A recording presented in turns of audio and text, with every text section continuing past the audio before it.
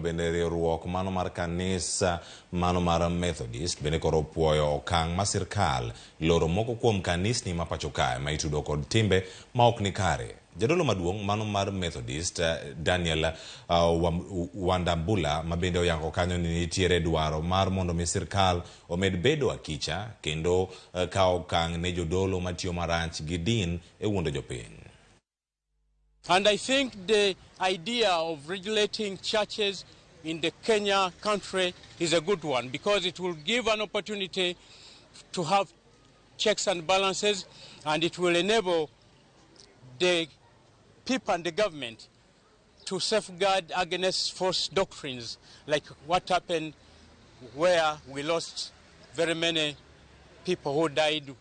by fasting and not eating for many days. So it's a good thing. After answering the call,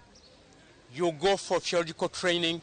and after getting theological training, still you go through the system of the church, where we have the board of ordained ministry, which interviews you to find out whether really God is calling you, whether you are ready, or whether you are